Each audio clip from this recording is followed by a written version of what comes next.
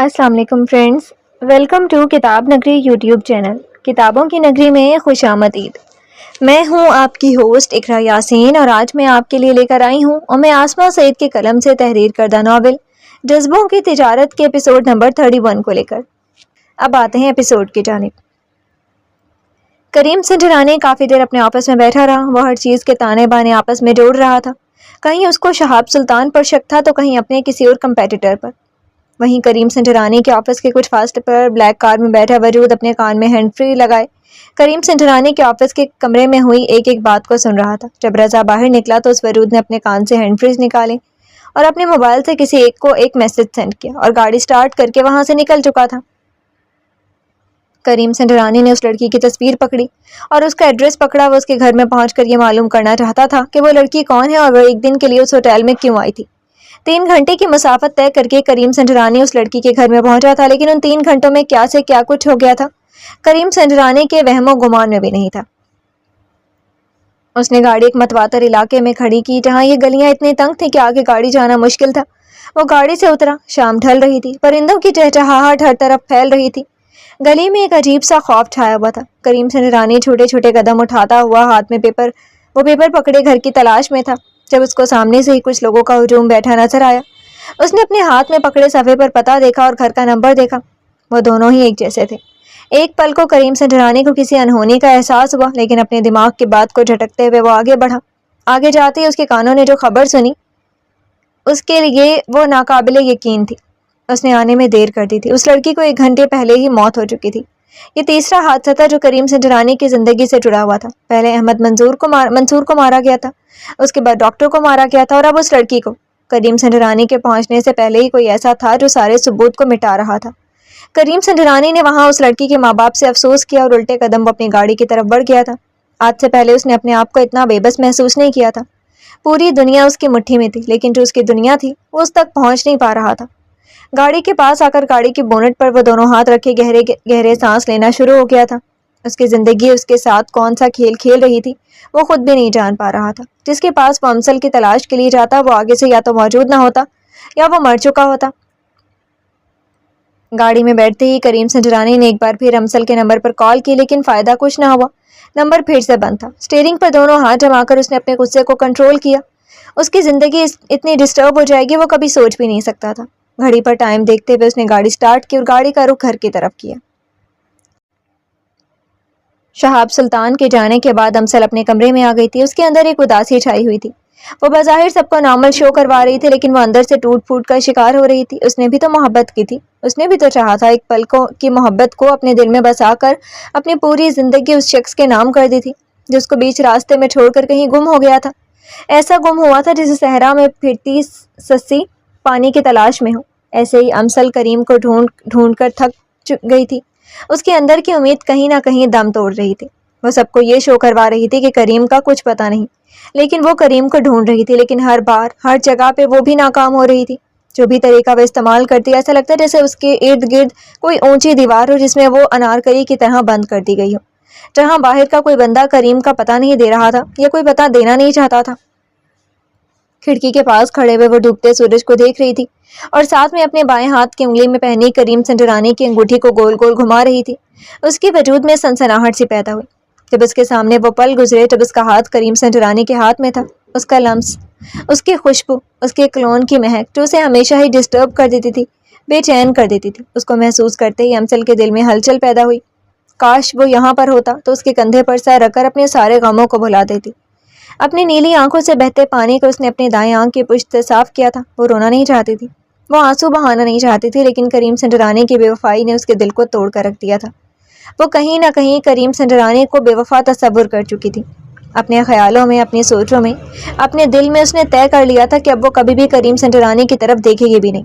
اگر قسمت سے کبھی اس کا سامنا بھی ہوا تو وہ ایک اجنبی کی طرح اس سے منہ موڑ کر چلی جائے گی۔ ایک گہرا سانس لیتے ہوئے امسل نے کھڑکی کے دونوں پٹ بند کیے تھے اور چھوٹے قدم اٹھاتی ہوئی اپنے بیڈ پر جا کر لیٹ گئی تھی۔ نیند اس کی آنکھوں سے کوسوں دور تھی۔ شام ڈھل چکی تھی، رات اپنی سیاہی پھیلا رہی تھی، لیکن امسل کے اندر پھیلی ہوئی اداسی، بے چینی نہ آج رات ختم ہونے والی تھی نہ کبھی ختم ہونے والی تھی۔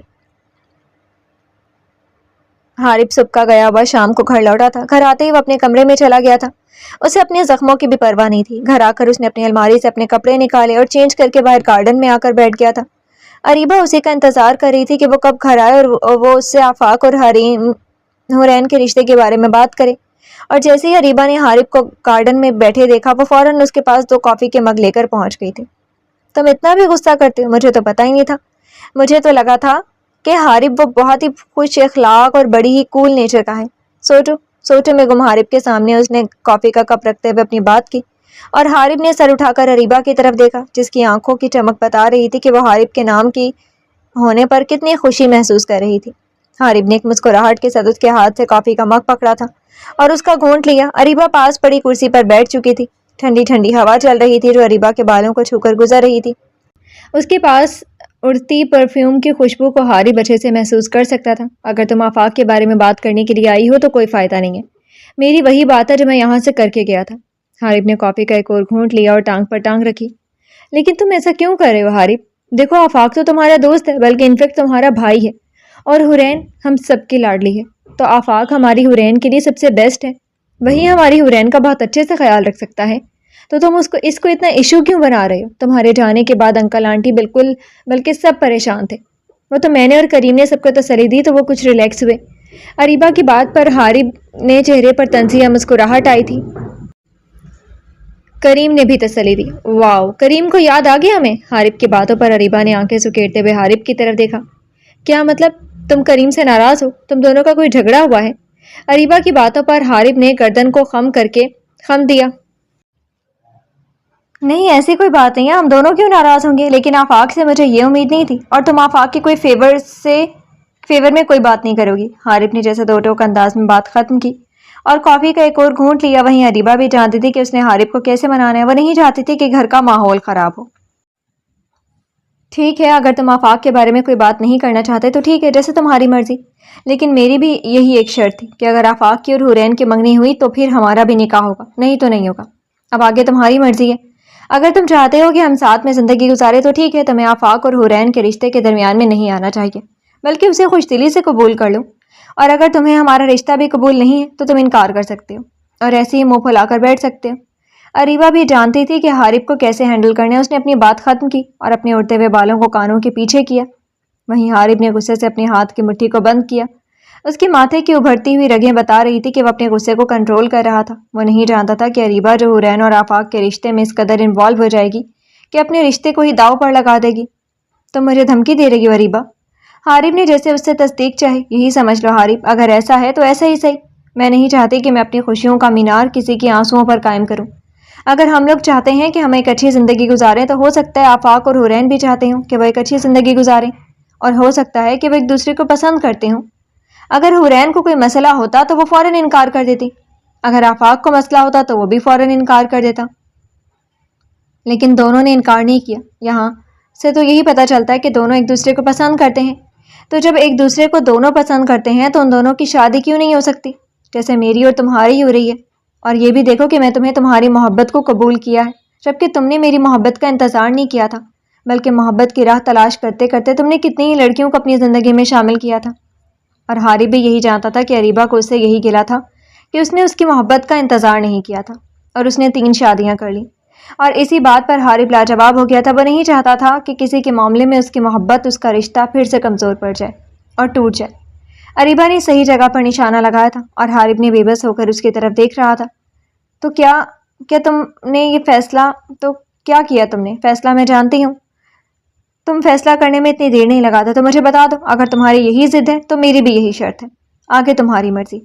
اریبہ کہتے ہوئے اس نے کافی کا مگ درمیان میں رکھی چھوٹی ٹیبل پر رکھا اور کرسی سے اٹھ کر واپس جانے کے لیے مڑی ہی تھی کہ جب حارب نے اس کا ہاتھ تھام لیا تھا۔ تم شروع سے اتنی ظالم ہو یا میرے نام کے ساتھ جڑنے پر اتنی ظالم ہو گئی ہو؟ حارب اپنی آنکھوں میں شرارت لیے اس کی طرف دیکھا۔ وہیں اریبہ کے چہرے پر مسکراہٹ آ گئی تھی۔ سوچ لو، میں اتنی ہی ظالم ہوں؟ اب یہ نہ ہو کہ شادی کے بعد تم انکل سے میری شکایتیں لگاؤ۔ اریبہ نے بھی ایک ادا سے حارب کی طرف دیکھتے ہوئے کہا، اگر ہم سفر اتنا ہی ظالم اور حسین ہے تو مجھے ہر ظلم قبول ہے آپ کا۔ حارب نے اپنے سینے پر دوسرا ہاتھ رکھ کر تھوڑا سا سر جھکا کر کہا، تو ٹھیک ہے، اگر میرا ہر ظلم قبول ہے تو جاؤ، جا کر انکل سے معافی مانگو اور آفاق کو اس رشتے کی مبارکباد دو، اور اپنی چھوٹی بہن کو بھی اس کی مبارکباد دو۔ اریبہ نے جیسے بات ختم کرتے کہا اور وہیں حارب نے مسکراتے ہوئے اریبہ کی طرف دیکھا۔ جو حکم میرے ظالم ہمسفر کا، اب تو پوری زندگی آپ کی ہی بات ماننی ہے۔ حارب کہتے ہوئے خود بھی کرسی سے اٹھ گیا تھا اور اریبہ کو جیسے سکون کا سانس آیا تھا۔ وہ دونوں چلتے ہوئے اندر کی طرف بڑھ گئے تھے۔ اریبہ جانتی تھی کہ وہ اب جا کر جہانگیر سنجرانی اور آفاق سے معافی مانگے گا اور ان سب کی خوشیوں میں شامل ہوگا، اور ہوا بھی ایسے ہی تھا۔ حارب نے جا کر جہانگیر سنجرانی سے اپنے رویے کی معافی مانگی اور آفاق کو خوش دلی سے اس کے آنے والی خوشی کی مبارکباد دی تھی۔ حورین کو بھی اپنے سینے سے لگایا تھا اور اسے بھی دعا دی۔ سب جانتے تھے کہ حارب کا غصہ وقتی ہے اور یہ ختم ہو جائے گا۔ سب حارب کے خوشگوار موڈ کو دیکھ کر خوش ہو گئے تھے۔ سنجرانی ہاؤس میں خوشیاں ایک بار پھر سے لوٹ کر آنے والی تھیں۔ ابھی سب خوشی سے ایک دوسرے سے باتوں میں مگن تھا جب ملازمہ نے آ کر بتایا کہ نگین بیگم آئی ہیں۔ نگین بیگم کا سنتے ہی حارب وہاں سے اٹھ کر چلا گیا تھا۔ سب جانتے تھے کہ حارب کو نگین بیگم سے کتنی چڑ تھی۔ وہ تو اس کا سامنا ہی نہیں کرنا چاہتا تھا، اسی وجہ سے جیسے ہی نگین بیگم کا پیغام ملا وہ وہاں سے اٹھ کر چلا گیا تھا۔ جہانگیر سنجرانی کے بھی چہرے پر ناگوار تاثرات آ گئے تھے، لیکن تنزیلہ بیگم نے انہیں خاموش رہنے کو کہا۔ آف وائٹ کلر کی شفون کی ساڑی پہنے، بالوں کو جوڑے میں مکید کیے، گلے میں ہلکا سا نیکلس پہنے، ہاتھوں کی انگلیوں پر سرخ رنگ کا نیل پینٹ لگائے، نگین بیگم اپنی 45 سال کی عمر میں بھی اپنی عمر کو پیچھے چھوڑ رہی تھی۔ کوئی بھی دیکھتا تو نگین بیگم کو دیکھتا ہی جاتا۔ اس کی شخصیت، اس کی ڈریسنگ اس کو لاجواب کر دیتی تھی۔ ایک ادا سے چلتے ہوئے نگین بیگم ڈرائنگ روم میں داخل ہوئی تھی، جہاں سب کے چہروں پر خوشی تھی۔ نگین بیگم نے سب کے چہروں کو دیکھا، خوشی، اور وہ بھی سنجرانی ہاؤس میں۔ یہ نگین بیگم سے برداشت نہیں ہو رہا تھا۔ اپنے چہرے پر زبردستی مسکراہٹ لاتے ہوئے وہ جا کر ڈرائنگ روم میں صوفے پر بیٹھ گئی تھی۔ وہ آئی تو کسی اور کام سے تھی، لیکن سب کو اتنا خوش دیکھ کر وہ اندر تک چل گئی تھی۔ لگتا ہے کچھ زیادہ ہی خوشی کی بات ہے، مجھے کوئی بتانے والا نہیں ہے، اس لیے تو میں خود ہی آ گئی۔ میرا دل کہہ رہا تھا کہ سنجرانی ہاؤس میں کچھ ہونے والا ہے۔ نگین بیگم نے صوفے پر بیٹھتے ہوئے اپنا ایک پاسو صوفے کے ہینڈل پر رکھا اور دوسرے ہاتھ پر اپنے نیل پینٹ کو دیکھتے ہوئے جہانگیر سنجرانی کی طرف دیکھا۔ نگین بیگم کی بات پر تنزیلہ بیگم نے حورین اور اریبہ کی طرف دیکھا، جو آپس میں باتوں میں مصروف تھی۔ حورین بچے اور اریبہ بیٹا، جاؤ تم دونوں سامان کی لسٹ تیار کر لو، جو بھی سامان ہے وہ تیار کر لینا تاکہ تم دونوں کی کوئی تیاری نہ رہ جائے۔ حارب کے ساتھ یا آفاق کے ساتھ جا کر ذرا سامان لے لینا۔ تنزیلہ بیگم نے ان دونوں کو وہاں سے بھیجنا ہی بہتر سمجھا۔ وہ نہیں چاہتی تھی کہ جہانگیر سنجرانی یا نگین بیگم کے منہ سے کوئی ایسی بات سن لیں جو ان کے دماغ پر برا اثر ڈالے۔ تنزیلہ بیگم کی بات پر وہ دونوں مسکراتے ہوئے وہاں سے اٹھ کر چلی گئی تھی اور نگین بیگم اپنا ایک آئیبرو اوپر کیے ہوئے ان دونوں کو جاتے ہوئے دیکھ رہی تھی۔ ان کا یوں ہنسنا مسکرانا نگین بیگم کو ہضم نہیں ہو رہا تھا۔ جیسے وہ ڈرائنگ روم سے باہر نکلی، نگین بیگم کی توجہ کا مرکز اب جہانگیر سنجرانی تھے، جو موبائل پر مصروف رہ کر نگین بیگم کی موجودگی کو مسلسل اگنور کر رہے تھے۔ مجھے کوئی بتائے گا کہ سنجرانی ہاؤس میں کون سے خوشیاں منائی جا رہی ہیں؟ آفٹر آل میں بھی اس گھر کا ممبر ہوں، کسی کی ماں ہوں۔ نگین بیگم نے بڑے ہی طنزیہ لہجہ اپناتے ہوئے جہانگیر سنجرانی کی طرف دیکھا، جو ابھی بھی مسلسل خاموش تھے۔ مسز ثاقب سلطان، وہ دراصل ہم نے حارب اور اریبہ کی بات طے کی ہے، کچھ دنوں تک نکاح کرنے کا فیصلہ کیا ہے اور اسے نکاح پر آفاق اور حورین کی بھی منگنی طے کی ہے۔ بس اس سلسلے میں تیاریاں شروع ہیں۔ آپ کو بھی بہت جلد کارڈ بھیجنا تھا، جیسے ہی تاریخ طے ہوتی ہے۔ تنزیلہ بیگم نے بات کو سنبھالتے ہوئے نہایت ہی نرم لہجے میں نگین بیگم کو کہا، اور وہیں نگین بیگم کو جیسے آگ لگ گئی تھی۔ اس کا وہاں پر بیٹھنا محال ہو گیا تھا، وہ اپنا پہلو بدل کر رہ گئی تھی۔ حارب اریبہ کا تو سمجھ میں آتا ہے، یہ آفاق اور حورین کی منگنی کا آپ لوگوں نے کیسے سوچ لیا؟ 14 سے 15 سال کا فرق ہے اس میں، اور آپ لوگ یہ سوچ کر کہ ان کی منگنی کر رہے ہیں، ایک بچی کو ایک اچھے بھلے مرد کے ساتھ زندگی گزارنے دے رہے ہیں۔ عجیب ہے یہ رشتہ۔ نگین بیگم نے طنزیہ لہجہ اپناتے ہوئے جہانگیر سنجرانی کی طرف پھر سے متوجہ ہوئی۔ شاید وہ کچھ بولیں، لیکن وہ اب بھی خاموش تھے۔ مسز ثاقب سلطان، ایسی بات نہیں ہے، ہمیں بچوں کی خوشی دیکھنی چاہیے۔ بہرحال ہمیں یہی لگا کہ ہماری بیٹی کو آفاق سے بہتر اور کوئی نہیں مل سکتا، اسی لیے ہم نے یہ فیصلہ کر لیا اور کسی کو بھی کوئی اعتراض نہیں ہے۔ انشاءاللہ ان کی زندگی بڑی اچھی گزرے گی۔ تنزیلہ بیگم نے بھی درمیان میں بات اٹھا کر نگین بیگم کو جواب دیا، اور نگین بیگم تو جہانگیر سنجرانی کو خود کو مسلسل اگنور کرنے پر ہی تپ کر بیٹھی تھی، اور اوپر سے تنزیلہ بیگم کا مسلسل جواب دینا اس کا خون اور ہی کھول اٹھا۔ ویسے تنزیلہ بیگم، میں جہانگیر صاحب سے بات کر رہی تھی، لیکن وہ تو لگتا ہے کہ منہ میں چھالیاں رکھ کر بیٹھے ہوئے ہیں، جو آپ مسلسل میری باتوں کا جواب دے رہی ہیں۔ نگین بیگم کی جلن کے مارے اس کے منہ سے آگ برس رہی تھی۔ اب کی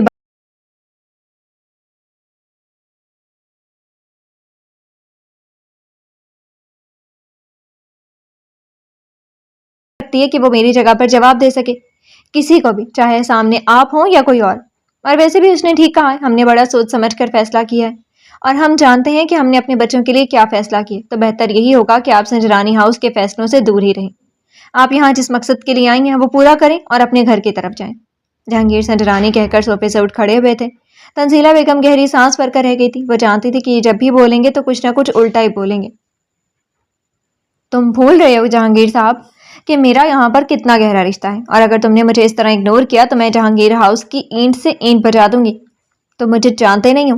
نگین بیگم فوراً صوفے سے اٹھ گئی تھی۔ وہ اب اپنی اتنی بے عزتی کہاں برداشت کر سکتی تھی، وہ بھی تنزیلہ بیگم کے سامنے۔ یہ آپ کی بھول ہے مسز ثاقب سلطان کہ میں آپ کو اچھے سے نہیں جانتا۔ میں آپ کو اچھے سے جان گیا تھا، اس لیے تو آپ کی یہاں پر جگہ نہیں رہی تھی۔ بہرحال مجھے کسی کام کے سلسلے میں جانا ہے، آپ بیٹھیں، چائے پئیں، کافی پئیں، گھر گھومیں، جو آپ کا کام ہے، پھر ملاقات ہوتی۔ بچوں کے فنکشن پر جانے پر جہانگیر سنجرانی آرام سے کہتے ہوئے ڈرائنگ روم سے باہر نکل گئے تھے، اور نگین بیگم اپنے ہاتھوں کی مٹھی بند کیے ہوئے سانس کھینچتے ہوئے غصے کو کنٹرول کیے وہیں کھڑی کی کھڑی رہ گئی تھی۔ مسز ثاقب سلطان، پلیز آپ جہانگیر صاحب کی باتوں کا برا نہ منانا، اب تو ان کی عادت کو جانتی ہیں۔ آپ بیٹھے، میں آپ کے لیے چائے بھجواتی ہوں۔ تنزیلہ بیگم نے بات کو ختم کرنے کے انداز میں کہا، مجھے تمہاری مہربانیوں کی اور نوازشات کی ضرورت نہیں ہے۔ مجھے اگر چائے چاہیے ہوگی تو میں خود ہی ملازمہ کو کہہ دوں گی۔ تم شاید بھول رہی ہو کہ تم میری چھوڑی ہوئی جگہ پر آئی ہو۔ اس سنجرانی محل میں پہلے میری حکمرانی تھی، اور اب تم میری چھوڑی ہوئی جگہ کو اپنی جگہ سمجھ کے بیٹھی ہو اور سمجھتی ہو کہ تم سنجرانی محل کی ملکہ بن گئی ہو۔ یہ تمہاری بھول ہے۔ میں نگین بیگم ہوں، میں اپنی جگہ بنانا خود جانتی ہوں۔ نگین بیگم نے اپنا سارا غصہ تنزیلہ بیگم پر اتارا تھا، اور تنزیلہ بیگم بس گہرا سانس بھر کر رہ گئی تھی۔ وہ جانتی تھی کہ یہ کس عادت کی، کس نیچر کی عورت ہے۔ وہ ہمیشہ سے اس سے خوش اخلاقی سے پیش آتی تھی، اور اب بھی وہ خاموش تھیں کیونکہ وہ جانتی تھی کہ اگر اس نے زبان کھولی تو گھر میں آئی خوشی پھر کسی ہنگامے کا شکار ہو جائے گی۔ اس سے پہلے کہ تنزیلہ بیگم مزید کچھ کہتی، نگین بیگم نے اپنی ساڑی کا پلو اپنے ہاتھ میں لیا اور لمبے قدم بڑھتی ہوئی ڈرائنگ روم سے باہر نکلی۔ اس کام کے سلسلے میں آئی تھی وہ بھی تو اس نے پورا کرنا تھا۔ وہ چلتی ہوئی سیدھا کچن میں آ گئی، جہاں پر وہی ملازمہ کھڑی اپنے کام میں مصروف تھی۔ نگین بیگم کو دیکھ کر ملازمہ کا سانس رک گیا تھا۔ اس نے اس کو جو کام دیا تھا وہ ابھی اس ملازمہ نے شروع ہی نہیں کیا تھا۔ میں نے جو تمہیں کام کہا تھا کیا تم نہیں کر رہی تھی؟ وہ بندہ ہٹا کٹا بیٹھا ہوا ہے، لگتا ہے زہر کا کوئی اثر نہیں ہے، اور تم نے کہا تھا کہ تم نے کام شروع کر دیا۔ نگین بیگم نے دبی دبی آواز میں کہا تھا کہ کوئی سن نہ لے، اور وہی ملازمہ زہر کا لفظ سن کر اس کی روح کپ کپا گئی تھی، لیکن وہ بری طرح پھنس چکی تھی۔ وہ انکار بھی نہیں کر سکتی تھی۔ اس کا بیٹا نگین بیگم کے حوالے تھا۔